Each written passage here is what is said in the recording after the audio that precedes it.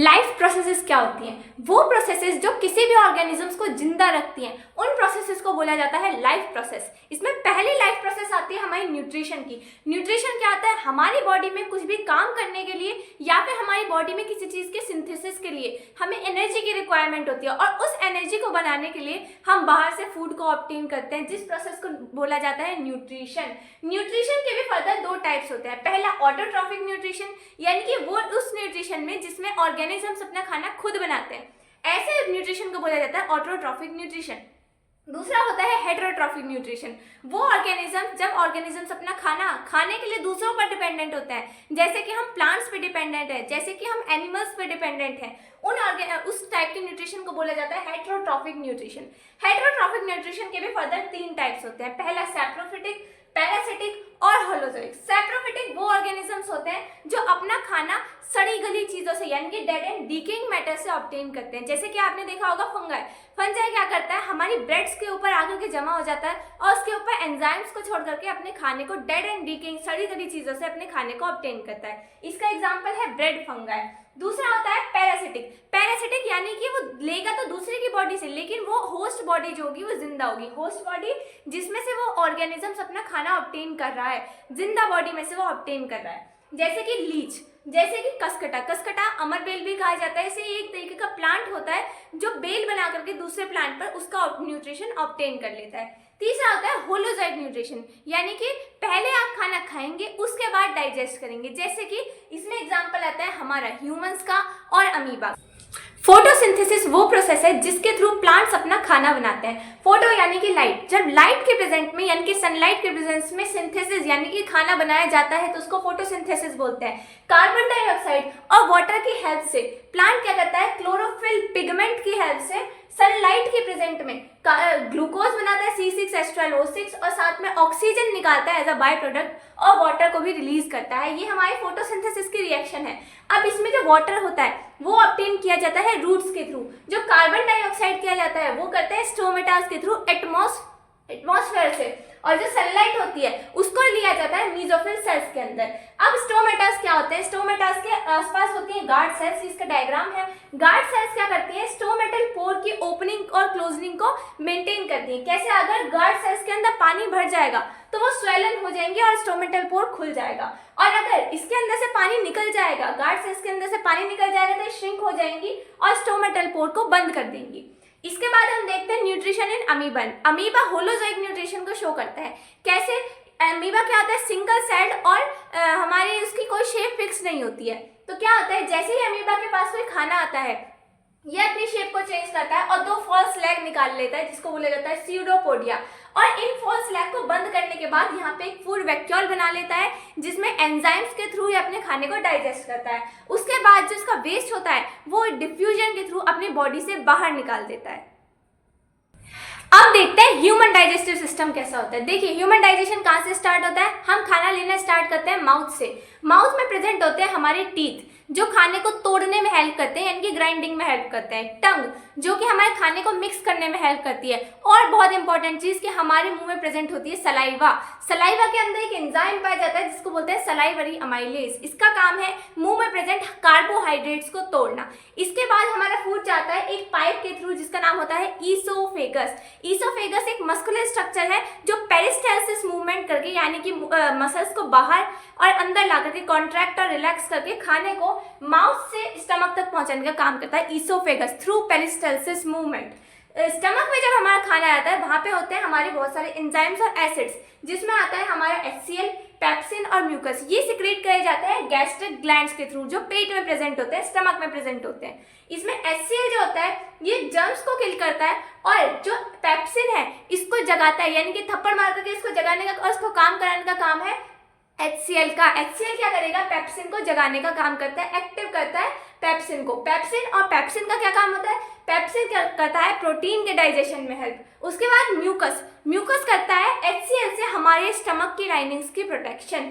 इसके बाद देखते हैं, इसके बाद हमारा फूड पहुंचता है स्मॉल इंटेस्टाइन में। ये जो मैगी जैसा स्ट्रक्चर दिख रहा है, स्मॉल इंटेस्टाइन में क्या होता है? हमारा स्मॉल इंटेस्टाइन का अपना इंटेस्टिनल जूस होता है। जो लीवर है यहाँ पर वो बाइल जूस सिक्रेट करता है, और पेनक्रियाज हमारा पेनक्रियाटिक जूस सिक्रेट करता है। लीफ जैसा स्ट्रक्चर है पेनक्रियाटिक जूस। ये जो सिक्रीट करता है पैनक्रियास। इसके बाद हम देखते हैं कि लीवर जो होता है, लीवर क्या सिक्रीट कर रहा है, बाइल जूस। बाइल जूस का काम होता है फैट्स के बड़े बड़े ग्लोब्यूल्स को, बड़े बड़े पार्ट्स को छोटे छोटे पार्ट्स में फैट्स को तोड़ना, यानी कि फैट्स का इमल्सिफिकेशन करना।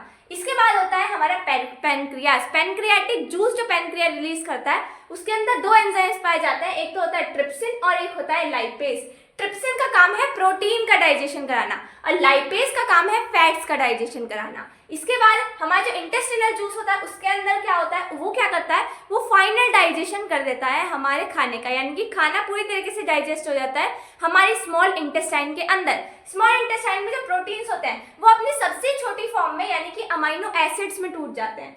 फैट्स जो होते हैं वो फैटी एसिड और ग्लिसरॉल में टूट जाते हैं, और जो हमारे कार्बोहाइड्रेट्स होते हैं वो सबसे छोटी फॉर्म यानी कि ग्लूकोज में टूट जाते हैं। इसके बाद हमारे जब यहाँ पे पूरा डाइजेशन हो जाता है, इसको एब्जॉर्ब कर लिया जाता है हमारे ब्लड के अंदर थ्रू विलाई। विलाई होता है फिंगर लाइक स्ट्रक्चर जो एब्जॉर्प्शन के लिए एरिया इंक्रीज करते हैं और हमारे खाने को एब्जॉर्ब करते हैं ब्लड के अंदर। उसके बाद हमारा खाना जाता है लार्ज इंटेस्टाइन में। लार्ज इंटेस्टाइन में बची कुछ चीज़ों का एब्जॉर्प्शन कर लिया जाता है, पानी का एब्जॉर्प्शन कर लिया जाता है। उसके बाद हमारा जो वेस्ट बच जाता है पूरी तरीके से उसको स्टोर किया जाता है इस पार्ट में जिसको बोला जाता है रेक्टम। रेक्टम के बाद जब काफ़ी सारा खाना स्टोर हो जाता है तो हम उसको एनस के थ्रू सिक्रीट कर देते हैं या फिर एक्सक्रीट कर देते हैं अपनी बॉडी से बाहर। तो ये था हमारा ह्यूमन डाइजेस्टिव सिस्टम। अब देखते हैं दूसरी लाइफ प्रोसेस जो है रेस्पिरेशन। देखिए रेस्पिरेशन और ब्रीदिंग में बेसिक डिफरेंस क्या होता है। ब्रीदिंग होती है सिर्फ इनहेलेशन एंड एक्सहेलेशन, यानी कि सांस को अंदर लेना और बाहर छोड़ना, यानी कि इनहेलेशन और एक्सहेलेशन। लेकिन रेस्पिरेशन क्या होता है, जब वो जो हमने खाना खाया है अब उससे एनर्जी बनने के लिए वो खाना हमारे हर सेल्स तक पहुंचेगा और सेल्स में जाकर के एनर्जी का फॉर्मेशन करेगा। सबसे पहले देखते हैं ब्रीदिंग। ब्रीदिंग क्या होती है, ब्रीदिंग हमारी स्टार्ट होती है नॉस्ट्रल्स से। नॉस्ट्रल्स हमारे क्या होते हैं, दो पैसेज होते हैं जिनके थ्रू हमारी एयर जाती है हमारे नेजल चैम्बर के अंदर। यहाँ पे होता है नेजल चैम्बर। नेजल चैम्बर से जाने के बाद हमारी जो एयर है वो जाती है फेरिंग्स के अंदर। फेरिंग्स एक कॉमन चेम्बर होता है दोनों के लिए, फूड के लिए भी और विंड के लिए भी। उसके बाद हमारा जो एयर जाती है वो जाती है हमारी विंड पाइप के अंदर। विंड पाइप के चारों तरफ क्या होते हैं, बहुत सारी कार्टिलेज की रिंग्स प्रेजेंट होती है सी शेप्ड, जो कि इंश्योर करती है कि हमारा जो पाथवे है एयर का वो कोलैप्स ना हो जाए, वो मुड़ ना जाए, इसलिए यहाँ पे सी शेप कार्टिलेज रिंग्स प्रेजेंट होती हैं। उसके बाद ये जो हमारे विंड पाइप होता है ये फर्दर दो पार्ट्स में टूट जाता है जिन्हें बोला जाता है ब्रोंकाई। ब्रोंकाई भी आगे जाकर के और बहुत सारे पार्ट्स में, छोटे छोटे पार्ट्स में टूट जाते हैं जिनको बोलते हैं ब्रोंकियोल्स। ये ब्रोंकियोल्स दोनों लंग से कनेक्टेड होते हैं और इन ब्रोंकियोल्स के एंड्स पे प्रेजेंट होते हैं कुछ बैलून जैसे स्ट्रक्चर जिनको बोला जाता है एल्वियोलाई। ये एल्वियोलाई क्या होता है, ये सरफेस एरिया को इंक्रीज करते हैं ताकि गैसेस जो है हमारे लंग्स के अंदर एक्सचेंज हो सके। लंग्स में क्या होता है, लंग्स में हमारी पूरी बॉडी से ली गई कार्बन डाइऑक्साइड लंग्स के थ्रू बाहर निकाल दी जाती है और ऑक्सीजन जो हम ले रहे हैं हमारे एनवायरनमेंट में से वो हमारे ब्लड के अंदर मिक्स हो जाती है।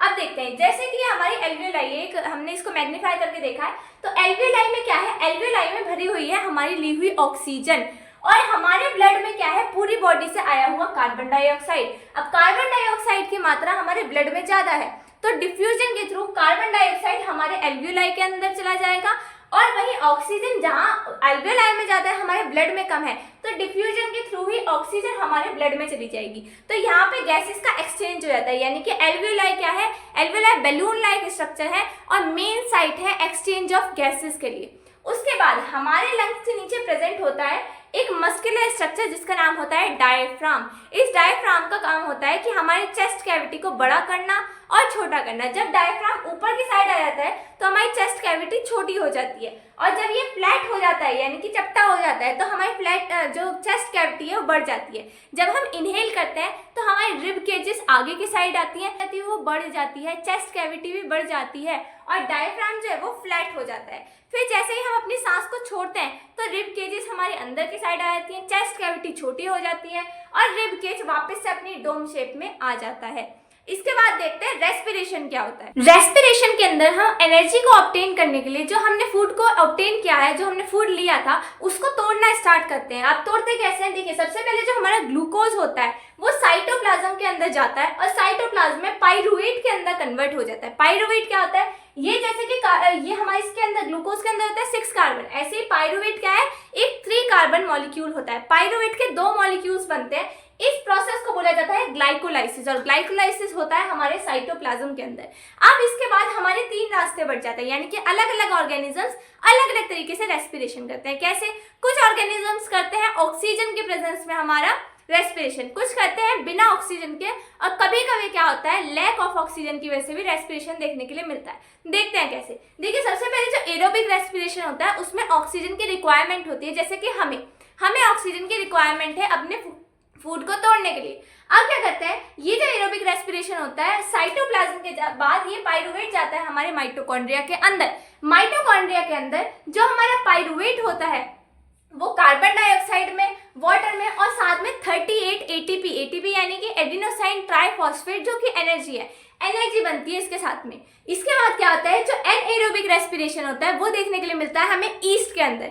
ईस्ट में क्या होता है, जो हमारा पाइरूवेट होता है वो एब्सेंस ऑफ ऑक्सीजन में यानी कि बिना ऑक्सीजन के C2H5OH यानी कि इथेनॉल में कन्वर्ट हो जाता है, साथ में कार्बन डाइऑक्साइड बनाता है और 2 एटीपी को यानी कि 2 एटीपी को रिलीज करता है, एनर्जी को रिलीज करता है। अब क्या होता है, कभी कभी क्या होता है, जैसे हम दौड़ते हैं हमारी मसल्स में क्रैम्प आ जाते हैं। क्यों आ जाते हैं? क्योंकि वहां पे क्या हो जाता है, दौड़ते दौड़ते हमारी जो ऑक्सीजन की रिक्वायरमेंट है वो पूरी नहीं हो पाती, यानी कि लैक ऑफ ऑक्सीजन हो जाती है। उसमें क्या होता है, हमारे जो लैक्टिक एसिड बनता है और साथ में 2 एटीपी बनती है। अब आपने इसमें देखा होगा कि सबसे ज्यादा एटीपी बन रही है हमारी एरोबिक रेस्पिरेशन में, यानी कि एरोबिक रेस्पिरेशन में सबसे ज्यादा एनर्जी को रिलीज किया जाता है।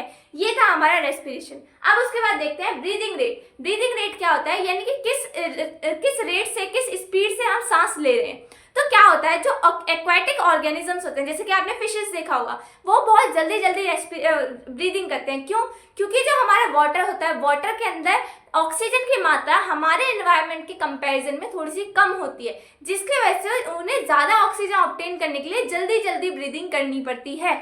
उसके बाद हम देखते हैं रेसिडुअल वॉल्यूम क्या होता है। रेसिडुअल वॉल्यूम क्या होता है, जैसे ही आप ऑक्सीजन को, कार्बन डाइऑक्साइड को बाहर छोड़ते हैं, तो आप कितनी भी प्रेशर से बाहर छोड़ लें, लेकिन कुछ अमाउंट ऑफ ऑक्सीजन या फिर हम कह सकते हैं कुछ अमाउंट ऑफ एयर हमारे लंग्स में फिर भी रह जाती है। आप कितने भी प्रेशर से छोड़ लें, उस एयर को बोला जाता है रेजिडुअल वॉल्यूम, यानी कि अमाउंट एयर का जो हमारे लंग्स में बचा रह जाता है उसको बोला जाता है रेजिडुअल वॉल्यूम। ये हमारा कंप्लीट हो गया रेस्पिरेशन और ब्रीदिंग। अब देखते हैं सर्कुलेशन क्या होता है। देखिए, हमारी बॉडी में बहुत सारी चीजें बन रही हैं और बहुत सारी चीजों की रिक्वायरमेंट हमारी बॉडी में होती है, जिनको एक जगह से दूसरी जगह ले जाना पड़ता है। जैसे कि हमने खाना खाया था, वो हमने स्टमक में लिया था, तो स्टमक से हमारी पूरी बॉडी तक फूड कैसे जाएगा। और जैसे कि हमने देखा अभी रेस्पिरेशन में, हमने ब्रीदिंग में क्या करा था, ऑक्सीजन को लिया था, तो अब वो जो ऑक्सीजन हमें लंग्स में लिया वो पूरी बॉडी में कैसे जाएगी, वो काम किया जाता है सर्कुलेशन के थ्रू। सर्कुलेशन में क्या होता है, हमारे बॉडी में प्रेजेंट है ब्लड। ब्लड क्या है, एक फ्लूइड है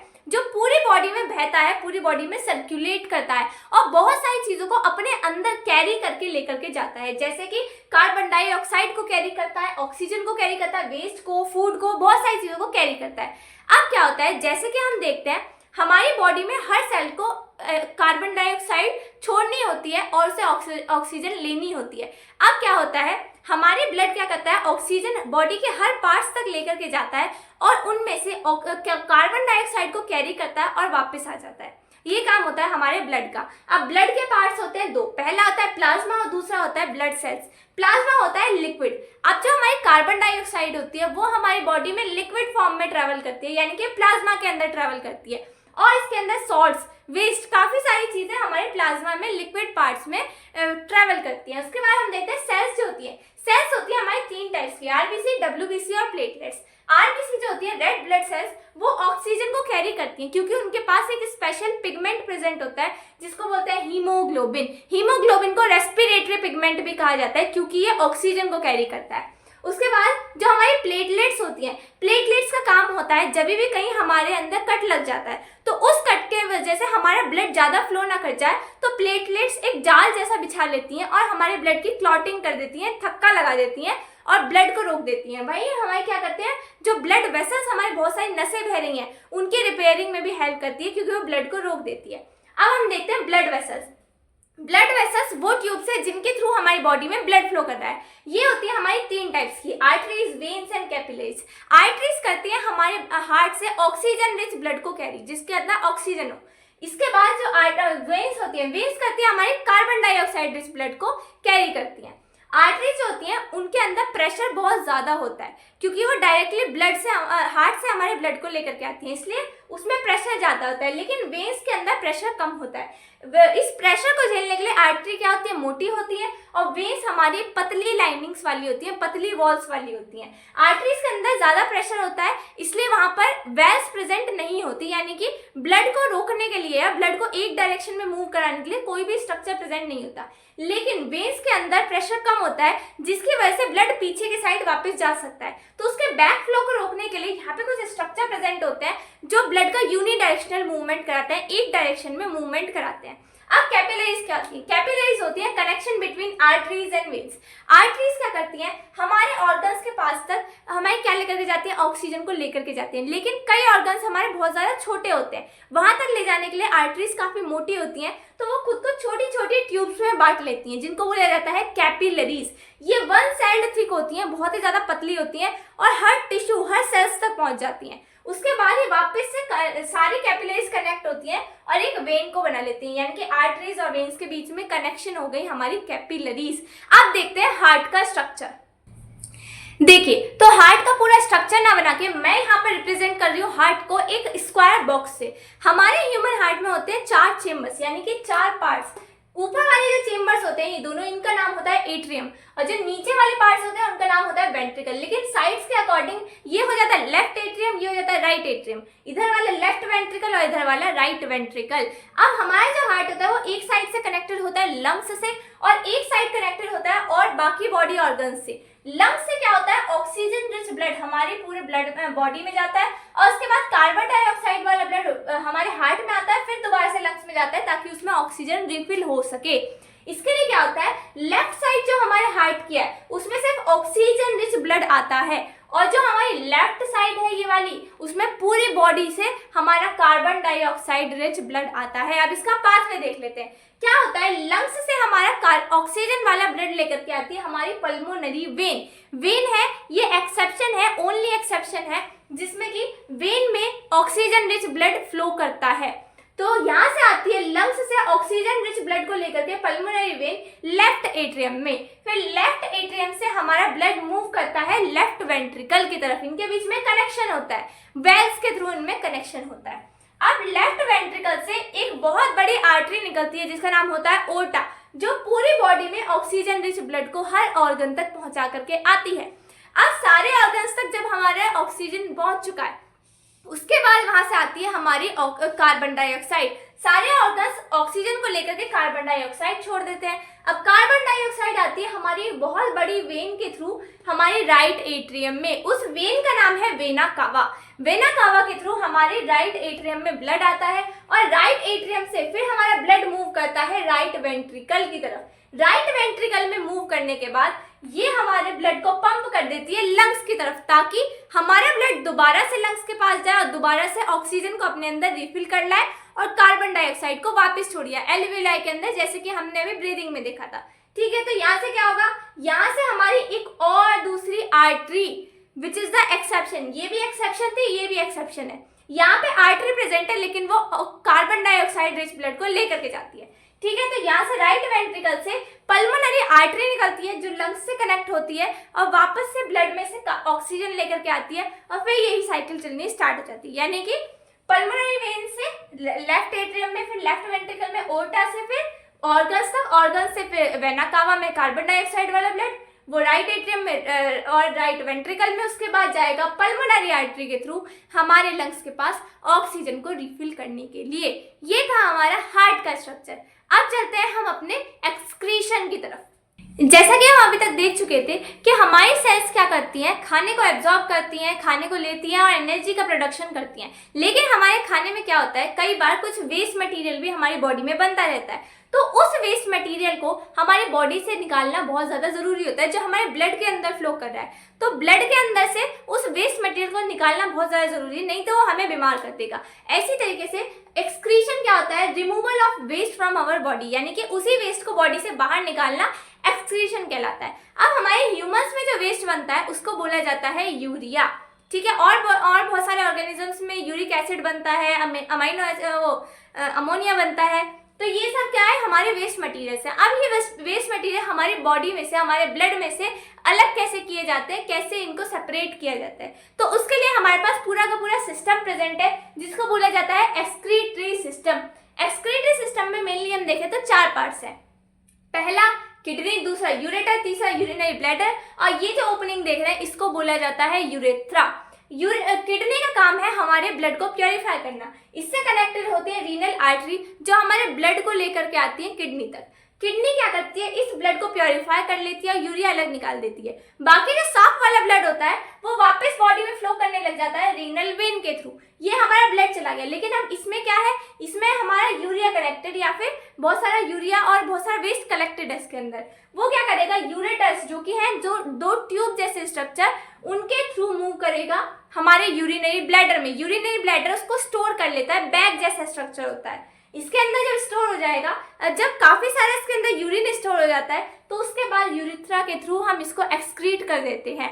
ठीक है, इतनी बात समझ में आई। अब देखिए किडनी में क्या है, किडनी में कुछ स्पेशल स्ट्रक्चर्स होते हैं जिनको बोला जाता है नेफ्रॉन्स। अब देखते हैं नेफ्रॉन का स्ट्रक्चर कैसा होता है। देखिए नेफ्रॉन होती है, ये हमारे जो नेफ्रॉन दिख रहे हैं ये पूरी एक नेफ्रॉन है। नेफ्रॉन में क्या होता है, बहुत सारे कैपिलरीज का गुच्छा होता है जिनके थ्रू ब्लड आता है हमारे नेफ्रॉन के अंदर। तो ब्लड के ये जो कैपिलरीज का गुच्छा है इनको बोला जाता है ग्लोमरुलस। ग्लोमरुलस के थ्रू डिफ्यूजन करता है हमारा बोमेन्स कैप्सूल जो आप कप जैसा स्ट्रक्चर देख रहे हैं। ये क्या करता है, हमारे जो ब्लड है उसके अंदर से बहुत सारी चीज़ों को निकाल लेता है, जैसे वाटर, यूरिया और बहुत सारे सॉल्ट्स को। तो यहाँ पर ये निकाल लेता है। उसके बाद ये बोमेन्स कैप्सूल भेजता है इसको इस ट्यूब में जो कॉन्विलेटेड है यहाँ से, यानी कि कर्व्ड है, फिर एक बड़ी सी ट्यूब है, फिर दोबारा से कर्व्ड है और एक बड़ी ट्यूब में जाकर के वापस से खुल जाती है। ये क्या होता है, यहाँ पर जो हमारा बोमेन्स कैप्सूल है बहुत सारी चीज़ों को अपने अंदर एब्जॉर्ब कर लेता है, लेकिन इस ट्यूब में जाकर के काफ़ी सारी चीज़ें रीएब्जॉर्ब हो जाती हैं जो हमारी बॉडी के लिए ज़रूरी होती हैं, जैसे कि वाटर, काफ़ी सारे salts, potassium ion, sodium ions, ये वापस से हमारी ट्यूब में से रीएब्जॉर्ब कर लिए जाते हैं। और जो फाइनल हमारा यूरिन, यानी कि जो हमारा फिल्ट्रेट बचता है, यूरिन बचता है, उसको एक बड़ी ट्यूब में कलेक्टिंग डक्ट में भेज दिया जाता है जो बहुत सारी ऐसी ही नेफ्रॉन से कनेक्टेड होती है। इस कलेक्टिंग डक्ट में क्या होता है, यूरिन स्टोर होता है और फाइनली वो यूरेटर्स के थ्रू फिर यूरिनरी ब्लैडर में चला जाता है। देखा आपने, तो ये था हमारा नेफ्रॉन का स्ट्रक्चर। इसके बाद हमारा एक टॉपिक बचा हुआ है जिसको कहते हैं हीमोडायलिसिस। हीमोडायलिसिस क्या होता है, कभी कभी ओल्ड एज में या फिर किसी इंजरी या एक्सीडेंट की वजह से हमारे कुछ लोगों की किडनी खराब हो जाती है, तो उस केस में एक आर्टिफिशियल किडनी का स्ट्रक्चर लाया जाता है या फिर एक आर्टिफिशियल किडनी बनाई जाती है जिसको हम कहते हैं हीमोडायलाइजिंग सिस्टम। उसमें होता है एक मशीन, हमारी बॉडी के थ्रू उस मशीन में ब्लड को भेजा जाता है और वहाँ पर बहुत सारी मेम्ब्रेन्स वाली ट्यूब्स प्रेजेंट होती हैं। वो उन ट्यूब्स के थ्रू हमारा जो वेस्ट है वो उसी मशीन में प्रेजेंट डायलाइजिंग सॉल्यूशन में मिक्स हो जाता है और हमारा ब्लड प्योरीफाई होकर के वापस से हमारी बॉडी में भेज दिया जाता है। ये होता है हीमोडायलिसिस। अब अगर हम देखें कि प्लांट्स में किस तरीके से वो एक्सक्रीशन करते हैं, प्लांट से बहुत सारी वेस्ट चीज़ें बनाते हैं, जैसे कि हमारी ऑक्सीजन बनाते हैं। ऑक्सीजन उनके लिए एक वेस्ट प्रोडक्ट है, तो कुछ वेस्ट प्रोडक्ट तो वो स्टोमेटास के थ्रू बाहर रिलीज कर देते हैं, लेकिन कुछ वेस्ट मटेरियल्स को वो अपनी ओल्ड जाइलम सेल्स में स्टोर करके रख लेते हैं। तो ये हमने देख लिया प्लांट्स में एक्सक्रीशन किस तरीके से होता है। ये चैप्टर पूरा का पूरा यहीं पर खत्म होता है। ये क्विक रिविजन लेक्चर था, आपके समझने के लिए नहीं, ये सिर्फ और सिर्फ कॉन्सेप्ट्स को दोबारा से रिवाइज करने के लिए था। ठीक है।